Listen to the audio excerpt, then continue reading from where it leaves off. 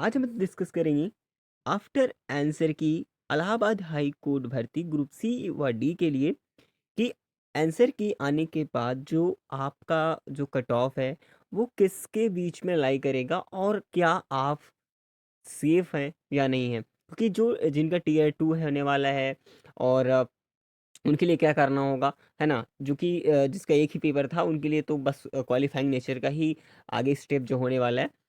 तो बात ये है कि आपको कितने सेफ रहने वाले हैं अगले स्टेज के लेकर के, ठीक है? ताकि आप लोग बिल्कुल क्लियर रूप से इन सारी चीज़ों को डिस्कस कर सकें। आइए मैं पूरे फैक्टर के साथ आपको डिस्कस करूँगा। जो कट ऑफ का निचोड़ है आपके आंसर के आने के बाद, मैं आपको जो आंकड़ा बताने वाला हूँ, क्योंकि ये 100% हमने जब आंसर की आई थी उसके बाद हमने कई दिनों तक एनालिसिस किया, उसके बाद जा कर के ये जो क्राइटेरिया है वो क्लियर हुआ है ना?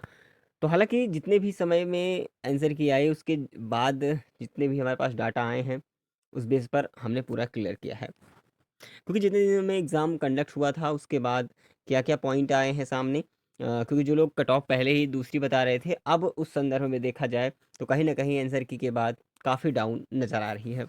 पहले हम बात करेंगे यहाँ पर कि जो आपकी कट ऑफ को लेकर के जो आपकी मेरिट लगती है किस फैक्टर पर डिपेंड करता है, क्योंकि इसमें करीब हम मान के चल सकते हैं कि करीब ये 4 पॉइंट्स होते हैं या 4 फैक्टर्स मान सकते हैं जो कट ऑफ बनती है, जो आपकी मेरिट बनती है। वो क्या है जो कि आपके सामने देखने को मिल रही है? मैं आपको बता दूँ कि सबसे पहले नंबर ऑफ वैकेंसीज़ कितनी हैं, इस पर डिपेंड करती है आपकी cut off. Number of appear candidates यानी एग्ज़ाम में कितने कैंडिडेट्स जो है अपीयर हुए हैं। और एग्ज़ाम डिफ़िकल्टी लेवल, है ना? ये भी डिपेंड करता है आपके कट ऑफ को बनाने में। और बेस्ड ऑन नॉर्मलाइज़ेशन, हालाँकि मैं इसमें नॉर्मलाइज़ेशन की अगर बात करूँ, क्योंकि 4 और 5 का जो एग्ज़ाम आपको हुआ है, इसके बाद क्या डिस्कशन सामने आया है, उस बेस पे अगर हम बात करें, क्योंकि नॉर्मलाइज़ेशन का यहाँ पर बहुत ज़्यादा आपको बेनिफिट नहीं देखने को मिलेगा। हालाँकि ये नॉर्मलाइज़ेशन एसएससी अगर एग्ज़ाम होता तो वहाँ पर ज़्यादा जो है प्रॉफ़िट होता है, लोगों के मार्क्स बढ़ते हैं। हालाँकि कुछ फैक्टर्स मैंने एग्ज़ाम्पल के तौर पे आपको बताए, ये भी डिपेंड करता है, ज़ाहिर-सी बात है आपने वो एग्ज़ाम दिया है तो आपको पता है। कोई जो डिफ़िकल्टी लेवल होता है ये आपका नॉर्मलाइज़ेशन पर ही निर्भर करेगा। चलिए आपको अभी आपको समझ में आ जाएगा, अगर मैंने यहाँ पर आप मैं आपको दिखा दूँ कि जो आपकी प्रीवियस ईयर कट ऑफ रही है 2022 के अंदर जो इलाहाबाद हाई कोर्ट की जो भर्ती आई थी, उसमें क्या कट ऑफ रही है, ये मैं आपके सामने प्रस्तुत कर रहा हूँ, ठीक है? बहुत ध्यान से देखिएगा, बिल्कुल आपका डाटा क्लियर हो जाएगा और अभी मैं आपको बताऊँगा कि इस बार जो कट ऑफ का क्राइटेरिया है, आपके कैटेगरी वाइज़ या बोले तो आपके जो भी ग्रेड हैं, उसके बेस पर आपकी कितनी कट ऑफ जाएगी। अगर हम पिछली बार देखें 22 की भर्ती में अंदर, तो यहाँ पर दिया हुआ है कि ड्राइवर की जो ग्रुप सी की पोस्ट है ना? इसमें देखें तो आप देखेंगे जो अनरिजर्व्ड में है, ओपन में, इनकी अगर युवा कैंडिडेट्स की बात करें तो 74 कट ऑफ यहाँ पर रही है, एससी 72, यानी कि बहुत ज़्यादा जो है ना डिक्रीज़मेंट देखने को मिला, ना ही इंक्रीज़मेंट देखने को मिला, क्योंकि जो वैकेंसी पिछली बार रही है नियर अबाउट उसके आस-पास इस बार भी है। थोड़ी-सी इंक्रीज़मेंट हुई है, बाकी सेम कंडीशन इसमें है, तो यहाँ पर ये नहीं कह सकते कि कट ऑफ बहुत हाई जाएगी, इसी के आस-पास कट ऑफ जो है वो रहने वाली है इस बार भी, ठीक है? चलिए, और वहीं बात करें अगर यहाँ पर स्टेनोग्राफर ग्रेड 3 के लिए, जो कि इंग्लिश वाले जो स्टेनो हैं, अगर उनकी बात करें तो आप देख सकते हैं जो भी कट ऑफ है, एससी की बात करें, ओबी की बात करें या फिर बात करें ओबीसी के बाद ईडब्ल्यूएस कैंडिडेट्स की बात करें, तो यहाँ पर आपको बिल्कुल क्लियर देखने को मिल रही होगी, है ना? तो इससे एक आइडिया आपको लग सकता है कि क्या होने वाला है। अब वहीं अगर बात करें स्टेनोग्राफर जो हिंदी वाले हैं उनकी बात करें तो आप यहाँ पर 66, तो अगर अप्रॉक्सली अगर जो देखा जाए एक्सपेरिमेंटली, तो यहाँ पर जो है स्टेनोग्राफर की बात करें, सब कुछ पैरेलल है ना? इसमें करीब सबसे जो कहीं न कहीं जो कम कट ऑफ जाने की उम्मीद है, अगर मैं आपको यहाँ पर लिस्ट के थ्रू दिखाऊँ, तो यहाँ पर जो हाईएस्ट कट ऑफ आप देखेंगे तो 75 यहाँ पर देखिए जूनियर असिस्टेंट और पेड अप्रेंटिस, क्योंकि यहाँ पर टाइपिंग का कोई महत्व देखने को नहीं मिला है, ठीक है? अगर यहीं पर अगर बात करूँ, इसके बाद ग्रुप सी के अंदर कट ऑफ ज़्यादा हाई जाती है। सबसे कम कट ऑफ है तो इंग्लिश स्टोनो की, ठीक है? इसमें अगर आप देखें, है ना? तो ये आप एक एवरेज जो है अंदाज़ा लगा सकते हैं। बाकी ग्रुप डी के अंदर देखेंगे तो कट ऑफ सबसे हाई देखने को मिलेगी यहाँ पर, है ना? इतनी क्लियर बातें हुई। चलिए, एक मैं आपको आइडिया लगने के लिए बता दिया। अब बात ये आ रही है कि क्या मैं अभी कट ऑफ आपको दिखाऊँगा। सबसे पहले तो आपको डिपेंड करता है आपकी कट ऑफ को लेकर के काफ़ी, इस बार जो आंसर की के बाद, ठीक है?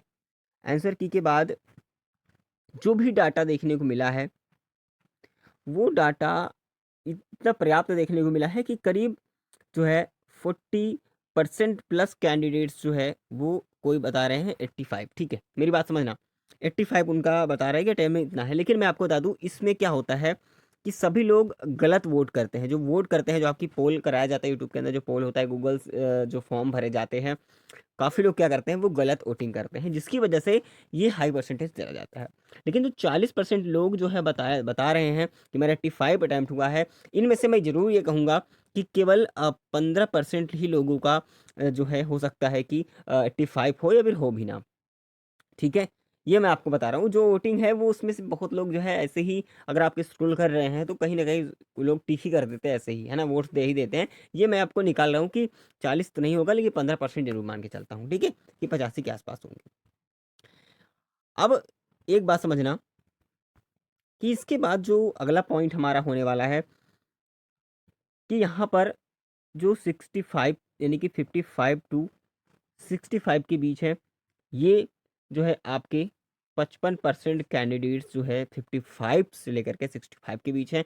बाकी 45% में मैंने 15% इनका निकाल दिया, तो 30% जो लोग हैं वो सभी कैटेगरी यानी कि जितने आगे के मार्क्स आपको बनने हैं उसके आसपास जो है देखने को मिलेंगे, इसके नीचे वाले। ठीक है? तो कुल मिला के अगर एवरेज देखा जाए, तो मैं आपको बता दूँ, एवरेज की बात करूँ, तो जो एवरेज मार्क्स लोगों को देखने को मिल रहे हैं, मैंने आपको बता दिया कि करीब 60 यानी कि 50 से 60 के बीच एवरेज में अगर देखा गया तो। इस हिसाब से कट ऑफ का क्राइटेरिया है, अगर मैक्सिमम से मैक्सिमम की बात करा जाए, तो सबसे पहले अगर बात करूँ यहाँ पर इलाहाबाद हाई कोर्ट में ड्राइवर के लिए जो पोस्ट है आपकी, है ना? अगर आप यहाँ पे देखेंगे तो करीब 78, 75 यानी कि, और ईडब्ल्यूएस की बात करें 72 मार्क्स।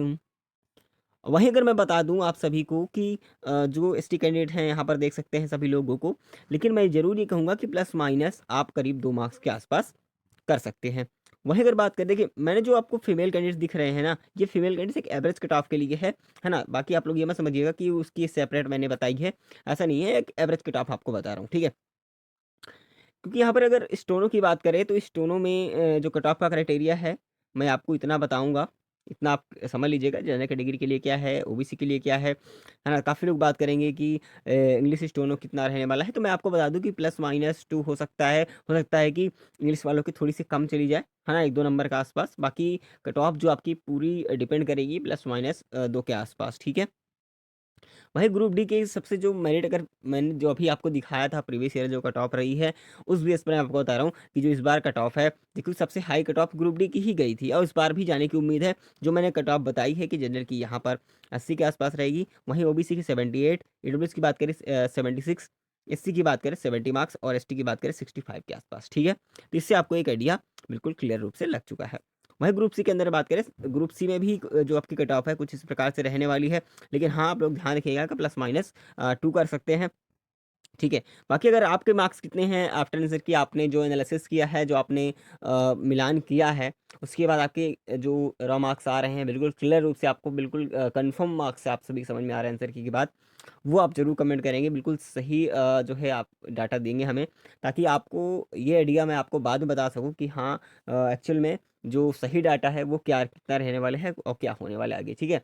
बाकी जिन लोगों के इसके आस-पास मार्क्स आ रहे हैं, वो जिनकी स्टेज सेकंड होने वाला एग्ज़ाम होगा, है ना?